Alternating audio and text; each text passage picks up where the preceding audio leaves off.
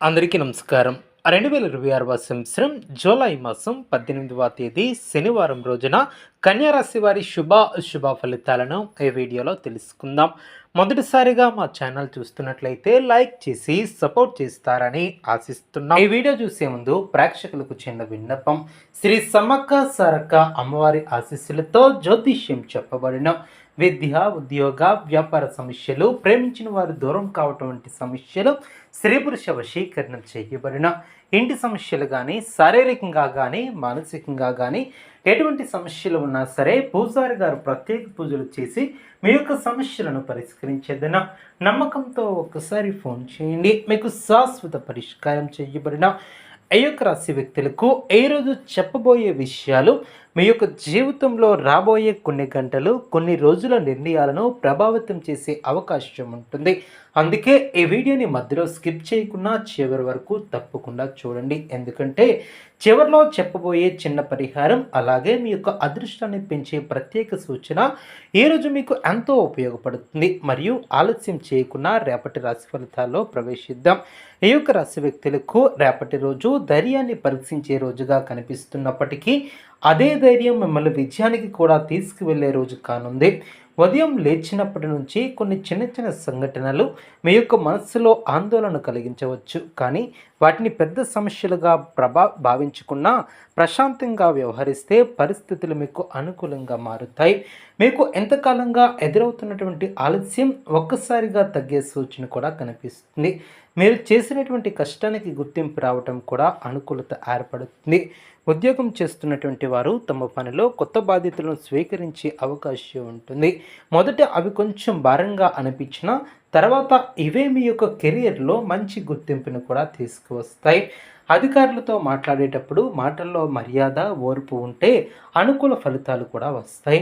కొంతకాలంగా పెండింగ్లో ఉన్నటువంటి ఫైల్ లేదా పని ముందుకు కదిలే అవకాశం ఉంటుంది. సహోద్యోగులతో చిన్న చిన్న అపార్థాలు వచ్చినా వెంటనే స్పందించకుండా ప్రశాంతంగా వ్యవహరించండి. మీ యొక్క సహనం చివరికి మీకే గౌరవాన్ని కూడా తెచ్చిపెడుతుంది. వ్యాపారం చేస్తున్నటువంటి వారికి రేపటి రోజు అవకాశాలు చూపించే రోజు. పాత కస్టమర్ల నుంచి మళ్ళీ ఆర్డర్లు వచ్చే సూచనలు కూడా కనిపిస్తున్నాయి. కొత్త వ్యక్తులతో పరిచయాలు ఏర్పడతాయి. పెట్టుబడులు పెట్టాలనుకునే వారు తొందరపడకుండా అన్ని వివరాలను పరిశీలించిన తర్వాతే నిర్ణయం తీసుకోవటం చాలా మంచిది. భాగస్వామ్య వ్యాపారం చేసేవారు ఒకరిపై ఒకరు నమ్మకం పెంచుకుంటే లాభాలను పొందగలుగుతారు. అదేవిధంగా ఈ యొక్క రాశి వారు తొందరపడకుండా అనుకూలమైనటువంటి నిర్ణయాలతో ముందుకు సాగటం వలన అనుకూల ఫలితాలు సిద్ధిస్తాయి. అదేవిధంగా డబ్బు విషయంలో రిస్క్ తీసుకోవడం కంటే స్థిరమైనటువంటి నిర్ణయాలు తీసుకోవడం చాలా అవసరం. ఆర్థిక పరిస్థితి క్రమంగా మెరుగుపడుతుంది. రావాల్సినటువంటి డబ్బు ఆలస్యమైన చివరికి చేతికి వచ్చే అవకాశం ఉంటుంది. అవసరం లేనటువంటి ఖర్చులను తగ్గించగలిగితే భవిష్యత్తులో మంచి పొదుపు ఏర్పడుతుంది. కుటుంబ అవసరాల కోసం కొంత ఖర్చు చేయవలసి వచ్చినా అది అవసరమైనదే అవుతుంది. ఎవరికైనా అప్పు ఇవ్వవలసి వస్తే ఆలోచించి మాత్రమే ఇవ్వండి. అలాగే పెద్ద మొత్తంలో అప్పులు తీసుకోవటం ఏ రోజు మంచిది కాదు. కుటుంబ జీవితంలో కొంతకాలంగా ఉన్నటువంటి చిన్న చిన్న విభేదాలు తగ్గుముఖం పడతాయి. ఇంట్లో పెద్దల సలహాలు మీకు మంచి మార్గదర్శకంగా నిలుస్తాయి. జీవిత భాగస్వామితో మాట్లాడేటప్పుడు ప్రేమగా అర్థం చేసుకునే విధంగా మాట్లాడితే అనవసరమైనటువంటి సమస్యలు కూడా దూరం అవుతాయి. పిల్లల చదువు లేదా భవిష్యత్తుకు సంబంధించినటువంటి ఒక మంచి వార్త వినే అవకాశం ఉంటుంది. ఇంట్లో శుభ కార్యక్రమాల గురించి చర్చలు కూడా ప్రారంభమయ్యే అవకాశం ఉంటుంది. ప్రేమలో ఉన్నటువంటి వారికి ఏ రోజు ప్రత్యేకమైనటువంటి దినం. మనసులో ఉన్నటువంటి మాటలను చెప్పడానికి మంచి అవకాశాలు లభిస్తాయి.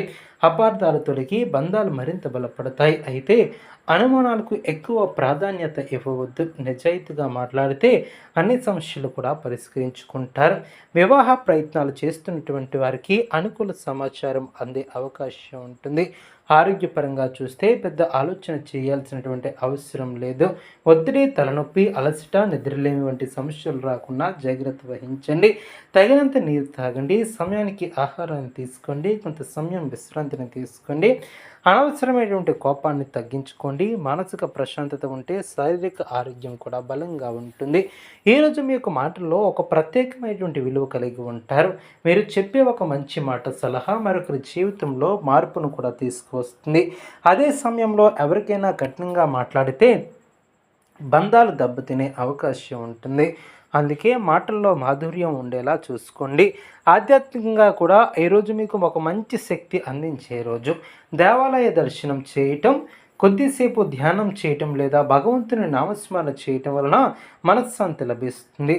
చాలా కాలంగా మీ యొక్క మనసులో ఉన్నటువంటి ఒక కోరిక నెరవేరే దిశగా కూడా అడుగులు పడతాయి. అదేవిధంగా రేపటి అదృష్ట రంగు ఎరుపు లేదా గాఢ మెరూన్. ఈ రంగు దుస్తులు ధరించడం లేదా ఈ రంగుకు సంబంధించినటువంటి వస్తువులను దగ్గర ఉంచుకోవటం ఆత్మవిశ్వాసాన్ని పెంచుతుంది. అదృష్ట సంఖ్య 9. ముఖ్యమైనటువంటి పనులు సాధ్యమైనంత వరకు ఉదయం నుంచి మధ్యాహ్నం మధ్యలో ప్రారంభించడం మంచిది. శక్తివంతమైనటువంటి పరిహారాలు చూద్దాం. ఉదయం స్నానం చేసిన తర్వాత సమీపంలో శివాలయంలో లేదా ఇంట్లోనే పరమశివునికి నీటితో అభిషేకం చేసి ఓం నమః శివాయ అనే మంత్రాన్ని 108 సార్లు జపించండి. అనంతరం నల్ల నువ్వులు దానం చేయండి. పక్షులకు ధ్యానం వేయండి. ఇలా చేయటం వలన గ్రహ దోషాలు ప్రభావాలు